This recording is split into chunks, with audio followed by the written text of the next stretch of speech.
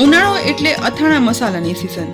કેરી ગુંદાના અથાણા તો આપણે અનેક બનાવીએ છીએ, પણ તેની સાથે આ સિઝનમાં માર્કેટમાં ગરમર પણ મળે છે. તો કિચન સિરીઝમાં આજે આપણે ગરમરનું બોરેલું અથાણું અને રાયતું અથાણું એટલે કે ગરમરનું અથાણું બે અલગ અલગ સ્વાદમાં બનાવીએ. અહીં મેં 500 ગ્રામ ગરમર લીધી છે. ગરમર એક પ્રકારનું હર્બ્સ છે અને આયુર્વેદિક દ્રષ્ટિએ ગરમરનું ખૂબ મહત્વ છે. ગરમર ખાવાથી હૃદય અને લીવરના રોગો સામે તો રક્ષણ મળે છે અને સૌથી વધારે ગળ્યું અથવા તો કાર્બોદિત સ્વરૂપે શર્કરા ખાવાની ઈચ્છા થતી હોય ને તો તેને રોકે છે. અને આ ગરમરનું અથાણું તેના મૂળમાંથી બને છે. તો પહેલા એક ઊંડા અને ચોખ્ખા પાણી ભરેલી કઢાઈમાં આ રીતે ગરમરના મૂળ ઉમેરી દઈશું અને પછી હાથ વડે ઘસી અને સાફ કરવાના છે, કારણ કે ગરમરના આ મૂળ જમીનની અંદર હોય છે, જેથી માટીવાળા મૂળને એકદમ ચોખ્ખા કરવા ખૂબ જરૂરી છે. આ રીતે મૂળને ઘસી સાફ કરી લીધા પછી મૂળને કોરા કરવા માટે કિચન ટોવેલ પર રાખી દઈશું.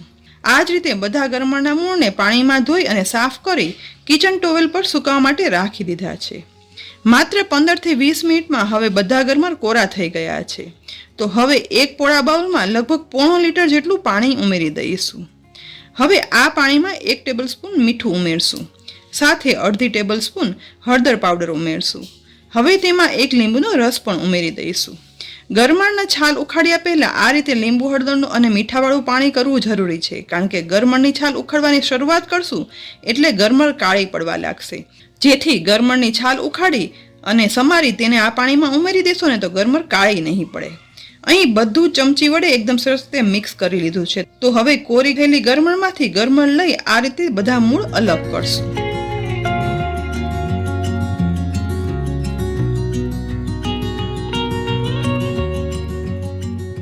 હવે એક મૂળને હાથમાં લઈ આ રીતે નોર્મલ ચપ્પુ વડે પતલી છાલ ઉખાડી લેવાની છે.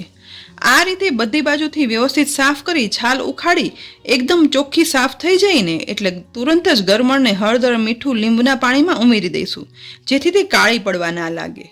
હવે આ જ રીતે ગરમરના બધા મૂળના છાલ ઉખાડી જ લેવાની છે અને સાફ કરી હળદર, લીંબુ, મીઠુંના પાણીમાં ઉમેરતા જઈશું. અહીં જુઓ, મેં બધી ગરમરને છાલ ઉખાડી આ રીતે લાંબા ટુકડામાં કટ કરી લીધા છે. બધા ટુકડાને હળદર, મીઠું અને લીંબુના પાણીમાં બોળી અને રાખ્યા છે. હવે અહીં મેં અથાણાની કાચી કેરીને 5 થી 6 કલાક હળદર, મીઠું ભરી અને રાખી હતી. તો હવે કાચી કેરીમાં હળદર, મીઠાવાળું આવું ખાટું પાણી અલગ થયું છે.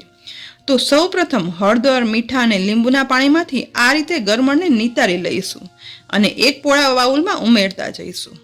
બધી ગરમર પાણીમાંથી કાઢી લીધી છે. હવે કાચી કેરીમાંથી છૂટું પડેલું હળદર, મીઠાવાળું ખાટું પાણી છે ને તે આ ગરમરના ટુકડામાં ઉમેરી દેવાનું છે. 500 ગ્રામ ગરમરના ટુકડામાં આ રીતે મેં 250 ગ્રામ કાચી કેરીનું ખાટું પાણી ઉમેર્યું છે. પણ જો કાચી કેરીનું ખાટું પાણી ના હોય ને તો તેના બદલે 3 થી 4 લીંબુનો રસ આ ગરમરમાં ઉમેરી દેવાનું, જેથી ગરમરના ટુકડા છે ને તે ખટાશમાં વ્યવસ્થિત કવર થઈ જાય. ખાટું પાણી ઉમેરાઈ ગયા પછી તેમાં 2 ટીસ્પૂન જેટલું મીઠું ઉમેરી દઈશું. મીઠું ઉમેરાઈ ગયા પછી અડધી ટીસ્પૂન હળદર પાવડર ઉમેરવાનો છે. હવે બધું એકદમ સરસ રીતે મિક્સ કરી લેવાનું છે, જેથી ગરમરના ટુકડા, ખાટું પાણી, હળદર અને મીઠું એકબીજા સાથે બધું કવર થઈ જાય. વ્યવસ્થિત રીતે મિક્સ થઈ ગયા પછી અહીં મેં એક કાચનું કન્ટેનર લીધું છે. એકદમ અંદરથી કોરું હોય ને તેવું કાચનું કન્ટેનર લેવાનું. હવે ખાટું પાણી, હળદર અને મીઠું મિક્સ કરેલા ગરમરના ટુકડા આ કાચના કન્ટેનરમાં ઉમેરી દઈશું. પણ ખાસ એ યાદ રાખવાનું કે ગરમર કે કોઈ પણ અથાણા આખું વરસ સારા રાખવા હોય ને તો હંમેશા કાચના કન્ટેનરમાં કે બરણીનો જ ઉપયોગ કરવાનો, જેથી આખું વર્ષ કોઈ પણ અથાણું સારું રહે છે.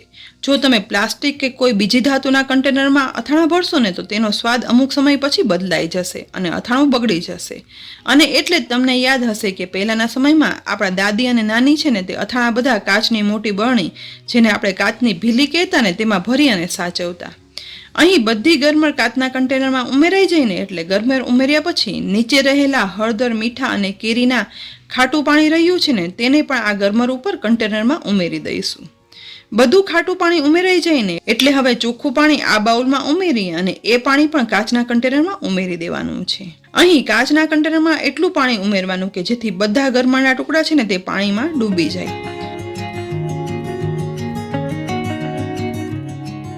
પાણી ઉમેર્યા પછી ચમચા વડે સહેજ એવું પ્રેસ કરશું, જેથી બધા ટુકડા છે ને તે પાણીમાં ડૂબી જાય. અહીં જુઓ, બધા ટુકડા પાણીમાં સરસ ડૂબી ગયા, તેટલું આપણે પાણી ઉમેરી દીધું છે.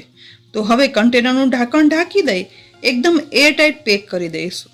હવે બંધ કરેલા કન્ટેનરને આ રીતે હલાવી અને મિક્સ કરશું, જેથી ખાટા પાણીમાં હળદર, મીઠું બધું પાણીમાં ભળી એક સરખું ખાટું પાણી બની જાય.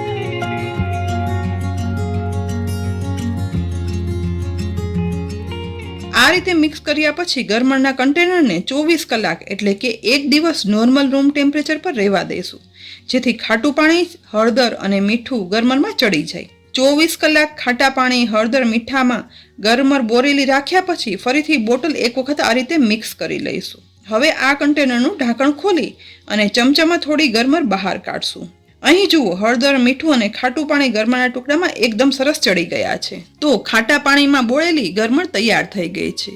હવે આ ગરમરમાંથી અડધી ગરમર કન્ટેનરમાંથી બહાર કાઢી લઈશું અને એક કિચન ટોવેલ પર ફેલાવશું, કારણ કે આ ગરમરમાંથી અડધી ગરમરના ટુકડા લઈ તેના રાયતી ગરમરનું અથાણું કરવાનું છે.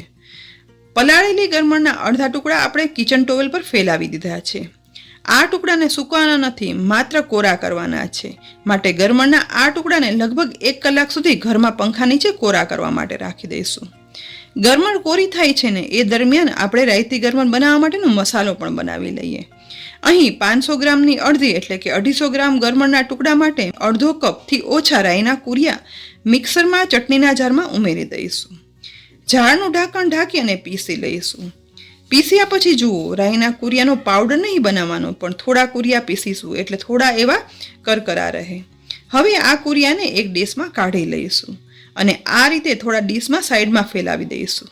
તે જ રીતે હવે એ જારમાં 1/8 કપ મેથીના કુરિયા ઉમેરશું. જારનું ઢાંકણ ઢાંકી મેથીના કુરિયાને પણ રાઈના કુરિયાની જેમ માત્ર થોડા એવા પીસી લેવાના છે. પીસેલા મેથીના કુરિયાને પણ રાઈના કુરિયા પર ઉમેરી દઈશું. હવે મેથીના કુરિયાને પણ ફેલાવી થોડી જગ્યા કરી લઈશું, જેમાં પ્રથમ અડધી ટીસ્પૂન હળદર પાવડર ઉમેરશું. તેને પણ ફેલાવી દઈશું અને વચ્ચે અડધી ટીસ્પૂન હિંગ પણ ઉમેરી દઈશું. હવે ગેસની લો ફ્લેમ પર વઘારના વાસણમાં 1/4 કપ તેલ ઉમેરી દઈશું. તેલને વઘારિયામાં ગરમ થવા દઈશું. અહીં તેલ વધારે નથી ગરમ કરવા દેવાનું અને ઓછું પણ નહીં, માત્ર થોડું એવું ગરમ થાય ને એટલે હવે ગરમ થયેલા તેલને મસાલા ઉમેરેલા રાઈ મેથીના કુરિયા ઉપર ઉમેરી દઈશું. અહીં આપણે બધું તેલ સાથે નહીં ઉમેરીએ, પણ અડધું તેલ ઉમેર્યા પછી તેને રાઈ મેથીના કુરિયામાં મિક્સ કરશું. અહીં તેલ ગરમ કરવા સમયે એ વાતનું ખાસ ધ્યાન રાખવાનું કે તેલ વધારે પણ ગરમ ના થવું જોઈએ અને ઠંડુ પણ ના રહેવું જોઈએ. જો તેલ વધારે ગરમ હશે ને તો કુરિયામાં ઉમેરતા તે બળી જશે અને કુરિયા કડક થઈ જશે, અને તેલ ઠંડુ ઉમેરીએ ને તો કુરિયા કાચા રહી જશે અને સમય જતાં અથાણામાં કુરિયા ચીકાસવાળા થઈ જશે. ઉમેરેલું તેલ મિક્સ થઈ જાય ને એટલે હવે બાકીનું ગરમ તેલ પણ ઉમેરી દેવાનું છે અને તેને પણ રાઈ મેથીના કુરિયા સાથે મિક્સ કરશું. રાયતા ગરમર માટેનો મસાલો હવે બની અને તૈયાર થઈ ગયો છે. બીજી સાઈડ 1 કલાક પછી ગરમરના ટુકડા પણ એકદમ કોરા થઈ ગયા છે. હાથમાં લેતા પણ હાથ એકદમ ડ્રાય રહે છે. બસ આવા ગરમર કોરા થઈ જાય ને એટલે આ ગરમરને એક પોળા બાઉલમાં ઉમેરી દઈશું. હવે બનાવેલા રાઈ મેથીના કુરિયાનો મસાલો છે ને તે આ ગરમરના ટુકડામાં ઉમેરી દઈશું. મસાલો ઉમેરાઈ જાય ને એટલે ગરમર સાથે એકદમ સરસ રીતે મિક્સ કરી દેવાનો છે. બધું રાયતો મસાલો ગરમરમાં મિક્સ થઈ જાય ને એટલે હવે અડધા લીંબુનો રસ અથાણામાં નીચોવી દઈશું. અહીં અડધા લીંબુનો રસ આપણે આ અથાણામાં ઉમેર્યો છે, પણ જો લીંબુ ન ઉમેરવું હોય ને તો પ્રિઝર્વેટિવ તરીકે વ્હાઇટ વિનેગર 2 ચમચી ભરી અને ઉમેરી દેવાનું.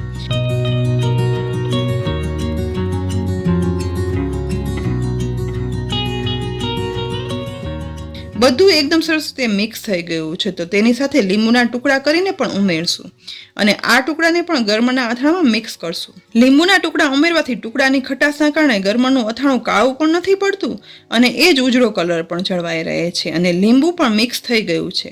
પણ હજી અથાણાનું મેઇન ઇન્ગ્રીડિયન્ટ બાકી છે, એટલે કે મીઠું. તો હવે તૈયાર થયેલા ગરમરમાં 2 ટીસ્પૂન મીઠું ઉમેરી દઈશું. અહીં મીઠાનું પ્રમાણ વધારે જ રાખવાનું, કારણ કે મીઠું અથાણાનો સ્વાદ તો વધારે છે, સાથે સાથે વધારે ઉમેરેલું મીઠું અથાણામાં પ્રિઝર્વેટિવ તરીકે વર્તે છે, જેથી અથાણું લાંબા સમય સુધી એ જ કલર અને સ્વાદનું રહે છે. અહીં મિક્સ કરતાં મીઠું પણ અથાણામાં સરસ રીતે મિક્સ થઈ ગયું છે. આ તૈયાર થયેલા ગરમરના રાયતા અથાણાને કાચના કન્ટેનરમાં ભરી અને ફ્રીઝમાં રાખી દો ને તો 1 વર્ષ સુધી સારું રહેશે. પણ અહીં આજે આપણે ગરમરના બંને અથાણા ડીશમાં ગોઠવશું. પહેલું બનાવ્યું તે ખાટા પાણીમાં બોળેલી પાણીવાળી ગરમરનું અથાણું છે. જેને પણ કાચના કન્ટેનરમાં પાણીમાં ડૂબાડૂબ બોળી અને ફ્રીજમાં રાખી દેવાથી તે 1 વર્ષ સુધી એવી જ ઉજળી અને સ્વાદમાં સારી રહેશે. અને બીજું પીરસેલું અથાણું રાયતા ગરમરનું બનાવ્યું છે. આ રાયતા ગરમર પણ તુરંત તો ઉપયોગમાં લઈ શકાય છે, પણ રાયતા ગરમરનો સાચો સ્વાદ લેવો હોય ને તો આ રીતે કુરિયાનો મસાલો ઉમેર્યા પછી 1 મહિના સુધી ફ્રીજમાં રાખી અને પછી સ્વાદ ચાખવાનો. રાયતા કુરિયાનો એકદમ મસ્ત ઓરિજિનલ સ્વાદ અને અલગ જ આ અથાણું લાગશે. રાયતા ગરમર પણ કાચના કન્ટેનરમાં 1 વર્ષ સુધી સારા રહે છે. તો ફ્રેન્ડ્સ, આજે આપણે ગરમરનું અથાણું 2 ઓરિજિનલ રીતથી બનાવ્યા છે. તો તમારે ત્યાં જો ગરમર મળતા હોય ને તો ગરમરનું અથાણું આ રીતે જરૂરથી બનાવજો. સાથે જ ગરમરના અથાણાની આ ઓરિજિનલ 2 રેસીપી તમને કેવી લાગી ને તે પણ કોમેન્ટ બોક્સમાં લખીને કહેજો. અને રેસીપી ગમી હોય ને તો લાઈક કરી અને શેર કરજો. સાથે જ અમારી ચેનલને સબસ્ક્રાઈબ કરી લેજો. અને આ બધી રેસીપી સોશિયલ મીડિયા પર જોવા માટે અમારા ફેસબુક પેજને લાઈક કરી લેજો, જેથી આ બધી રેસીપી તમે ફેસબુક પર પણ જોઈ શકો. ફરી મળશું આવી ઉપયોગી રેસીપી સાથે. ત્યાં સુધી આવજો.